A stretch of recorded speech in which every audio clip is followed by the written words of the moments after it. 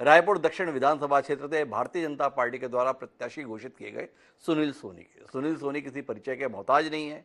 अलग अलग भूमिकाओं में 2 दशक से लगातार हम लोग देख रहे हैं, चाहे वह सभापति के तौर पर हो नगर निगम में, चाहे महापौर के तौर पर हो, चाहे वो सांसद के तौर पर हो।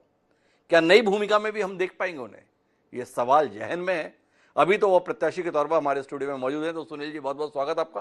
धन्यवाद। और सबसे पहले आपको बधाई और शुभकामनाएं। धन्यवाद। प्रत्याशी होने के संदर्भ में कितना चौंके, तमाम दावेदारों के नाम हवा में तैर रहे थे पार्टी के स्तर पर जब उम्मीदवारी के तौर पर नाम आया तो सुनील सोनी का आया।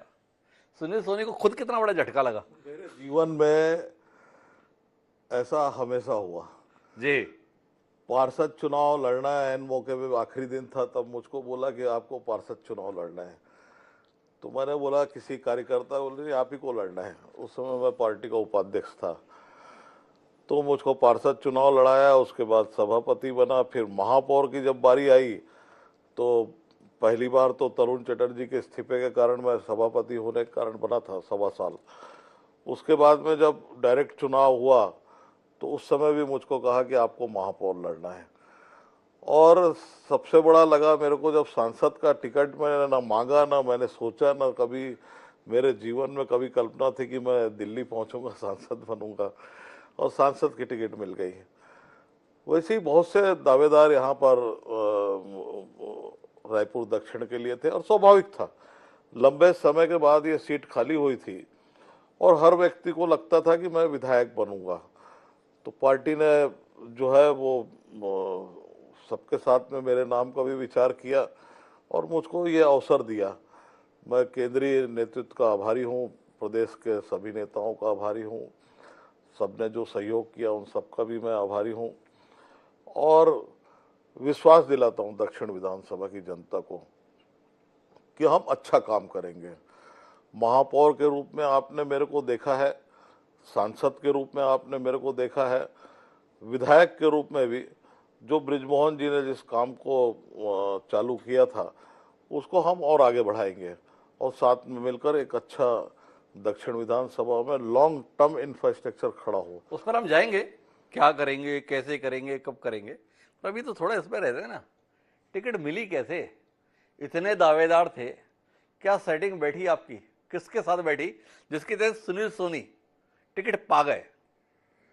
देखिए, मैं सेटिंग फिक्सिंग नहीं है, भाग्य ईश्वर की कृपा है और पार्टी के नेताओं की मेहरबानी है कि यहाँ पर मुझको बैठा दिया और टिकट दिया है। इस चुनाव को कार्यकर्ताओं की ताकत के आधार पर लड़ेंगे। कार्यकर्ताओं की ताकत तो बाकी कोई भी प्रत्याशी घोषित होता तो उसके साथ भी लग जाती, पर सुनील सोनी को पार्टी ने रायपुर दक्षिण विधानसभा क्षेत्र से प्रत्याशी बना दिया। क्यों बनाया? बृजमोहन अग्रवाल के सबसे करीबी मित्र हैं सुनील सोनी, इसलिए बना दिया। लोकसभा की टिकट विधानसभा चुनाव में बेहतरीन प्रदर्शन के बावजूद भी काट दी गई थी, ऐसी कोई गिल्ट पार्टी के अंदर आई इसलिए बना दिया, या बाकी किसी पे भरोसा नहीं बना इसलिए बना दिया? कहीं तो सुनील सोनी सोच पा रहे होंगे ना कि आखिर मुझे बना क्यों दिया। आपके प्रश्न का मैं सरल जवाब दे रहा हूँ। केंद्रीय नेतृत्व ने सोचा कि प्रत्याशी बनना चाहिए, नेताओं ने विचार किया है और सबने मिलकर ईमानदारी से सहयोग किया और नई भूमिका के लिए आदेश किया है। तो मैं एक प्रत्याशी के तौर पर उतरा हूँ और अच्छा काम करेंगे। वो दीपक बैज हैं, कांग्रेस के प्रदेश अध्यक्ष, जानते होंगे आप।